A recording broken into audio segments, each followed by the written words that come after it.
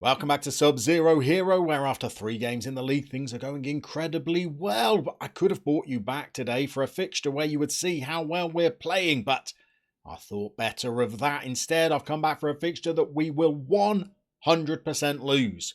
But you will get to see us in action against the best team in the country.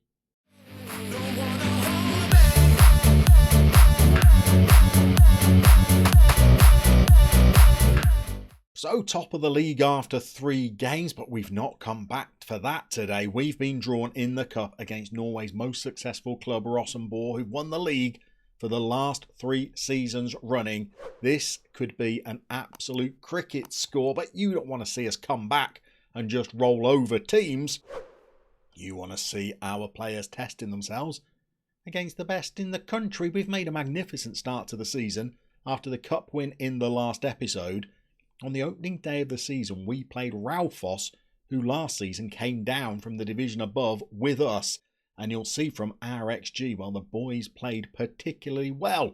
One thing we've done is we've tried to design a formation that leaves lots of space behind the opposition defence for us to try and exploit. And as part of that last episode, I was musing about whether Schönerson might be a realistic alternative to Gersa over on the right wing. And then I thought, well, why don't I try Schönerson up front? He's our quickest player. Granted, he's got finishing of 5.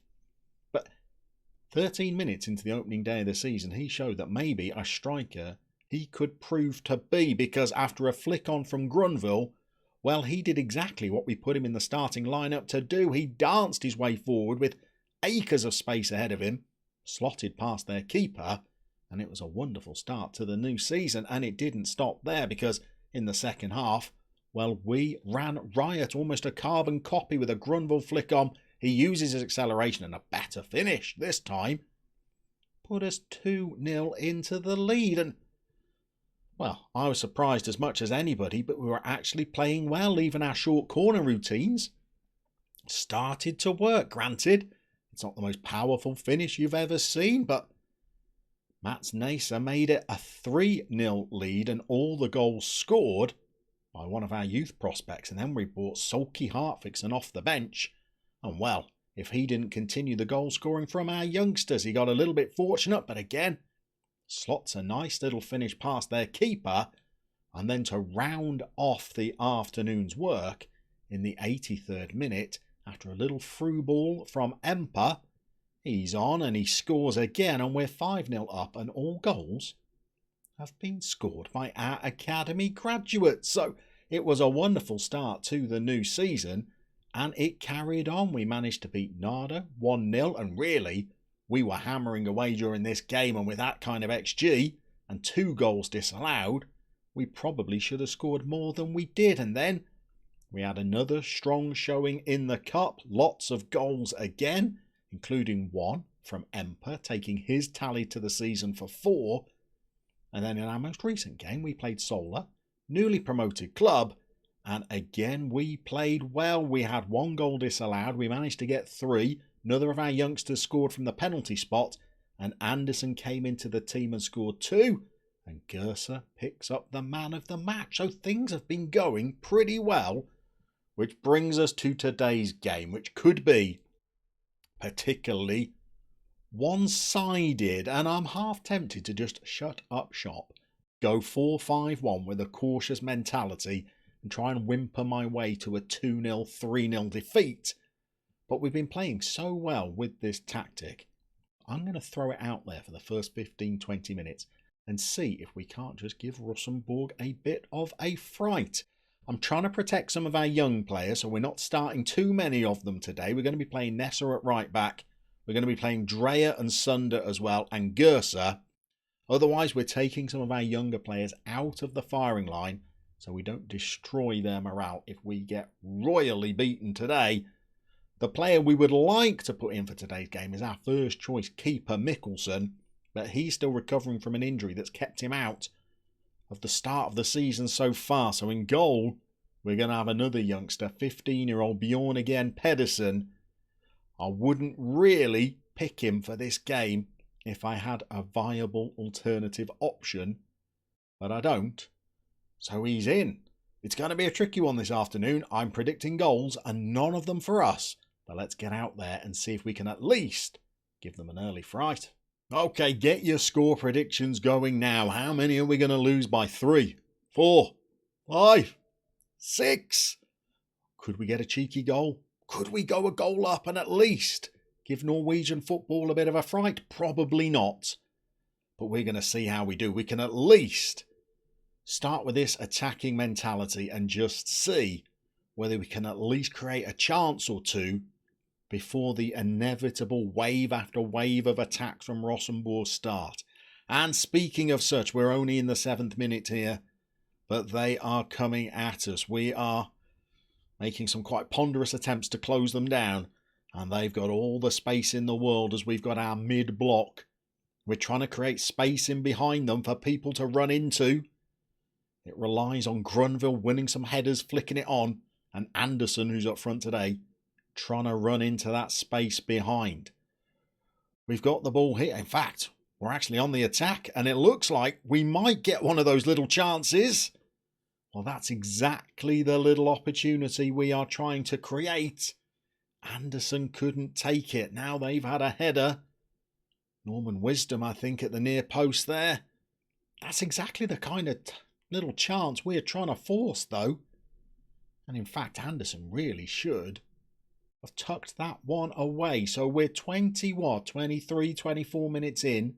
We've only had the one shot, but we've held them so far. But they're coming at us again. They are playing a lone striker with 3 men just behind them. And the 2 of them are 2-footed, so we couldn't even force them onto their weaker foot. They are a very good team, but we are launching another one of our little counters here. No, we're not, are we? I thought we might be, because we have the ball in the opposition penalty area. When will I learn, for pity's sake, that just means we're about to get counted on ourselves, and they've brought the ball forward. Cordrea has actually worked back and put a little tackle in there. Gersa then gives them the ball back again.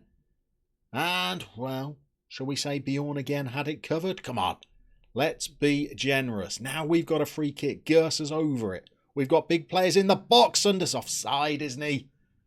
Oh, I saw the net bulge and thought we might have just shocked the footballing world. Sunder had moved offside. 30 minutes gone. We're still on level terms. I think we've still only had the one shot, but we're on level terms so far. And, oh, Bjorn again's palmed one into his own net. This is why you didn't want to play the 15-year-old keeper. He's got a full hand on it. We'll see the replay from behind the goal. How bad is it for the kid? It's a long way out, this one. They pop it back. That's got to be 25. His positioning is off. He's stood leaning on his right-hand post.